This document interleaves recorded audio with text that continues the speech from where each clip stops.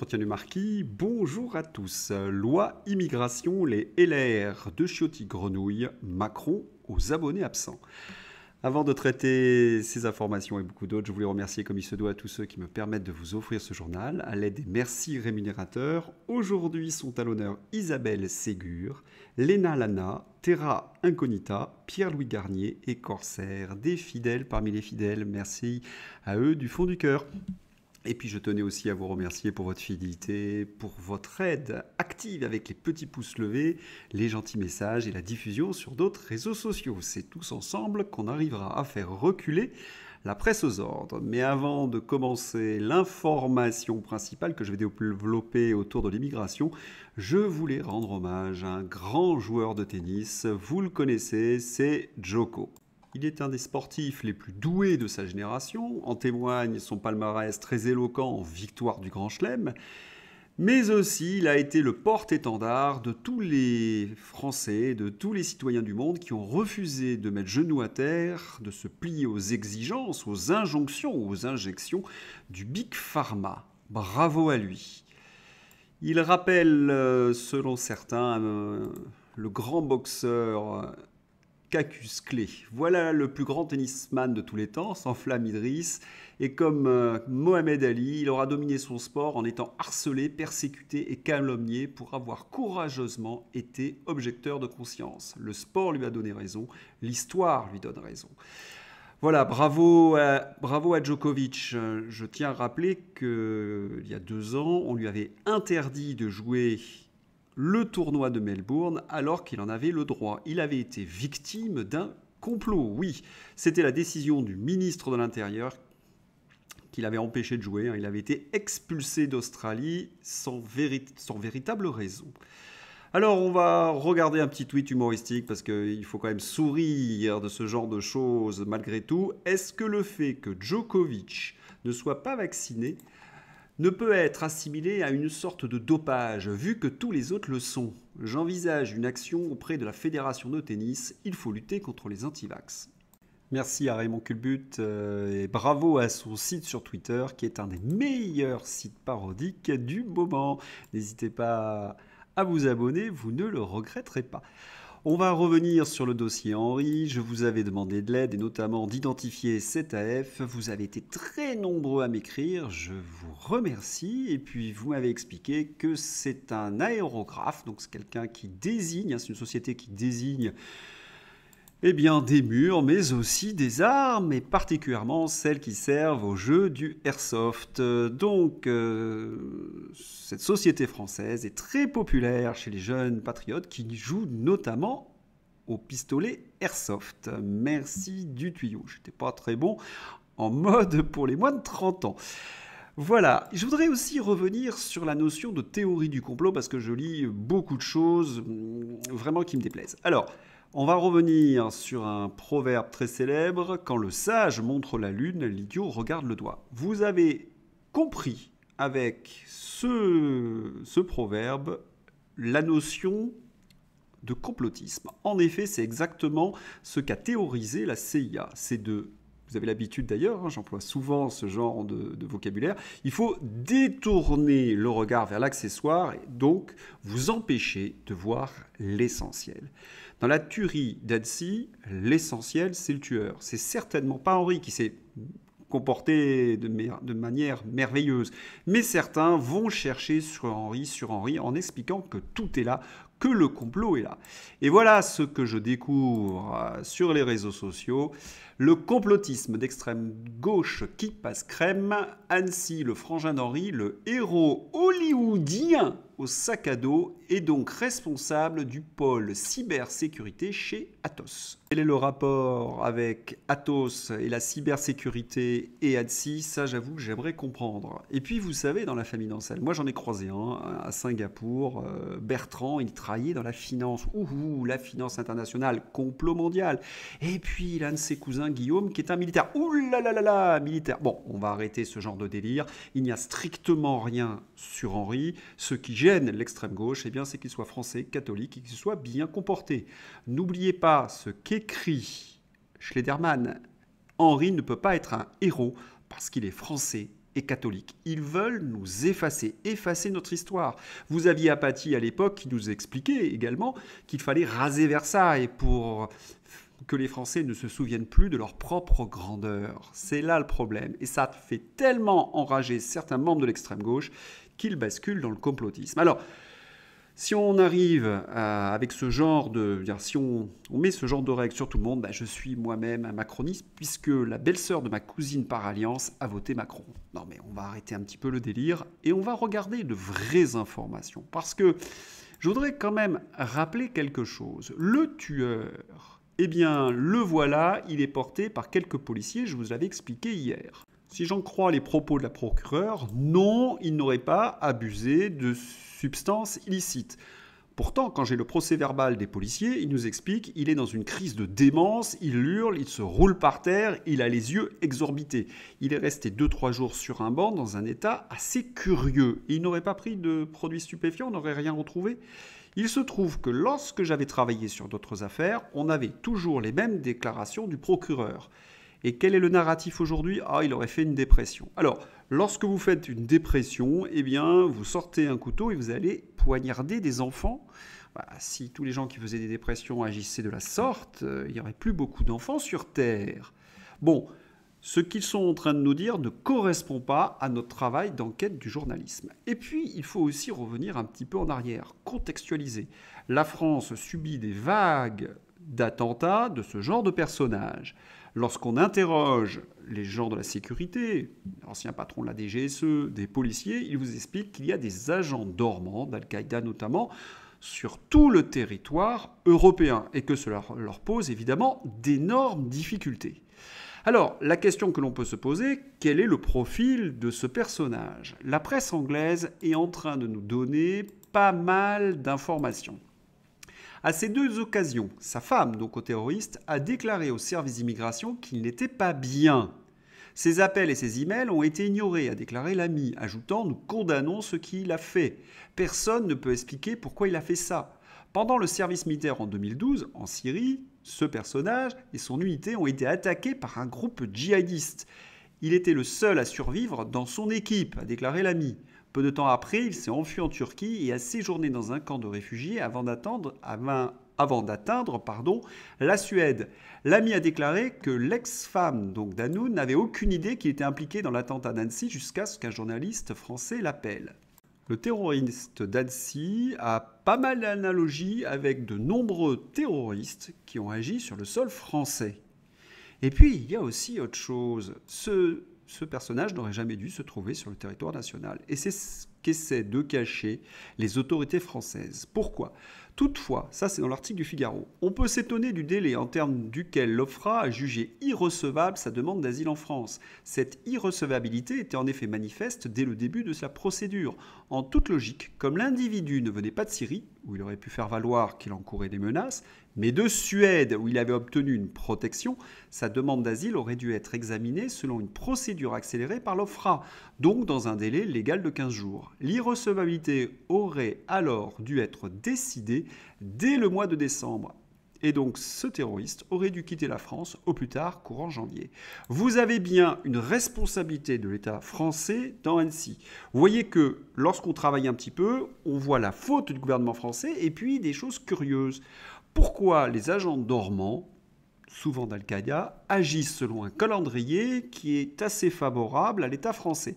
J'avais posé cette question il y a bien longtemps à quelqu'un des services, il m'avait répondu, vous savez, lorsqu'on fait des opérations, le plus simple, c'est de demander à quelqu'un qui n'est pas justement bleu, blanc, rouge d'accomplir certaines choses. Ça permet de ne laisser aucune trace. Voilà ce qu'il m'avait répondu. Vous en faites ce que vous voulez. Vous pouvez dire que c'est une théorie du complot, mais c'est une réponse qui m'avait été donnée.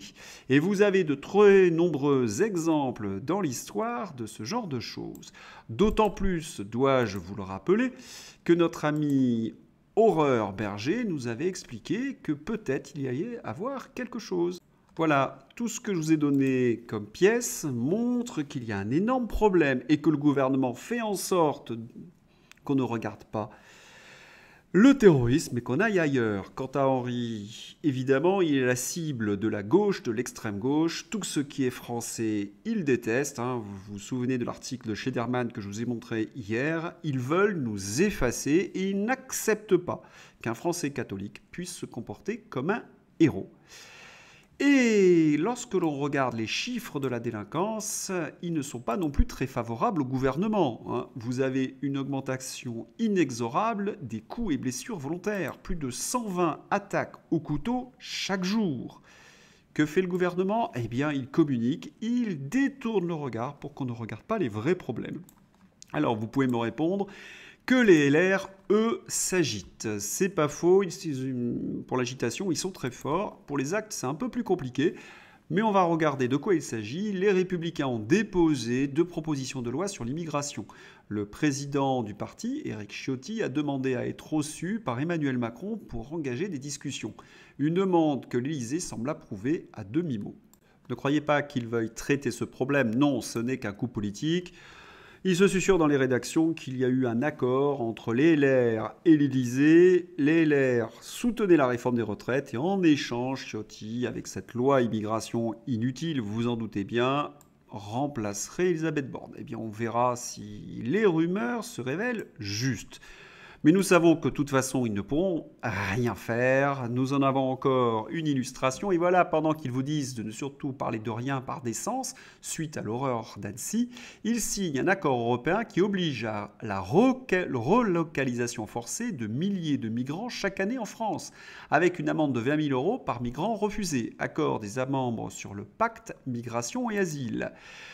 Et puis, derrière notre dos, on négocie. Emmanuel Macron est aux abonnés absents. J'avoue que j'ai eu du mal à y croire. Mélanie en veut un petit peu à Emmanuel Macron. Cela explique peut-être la raison de son absence.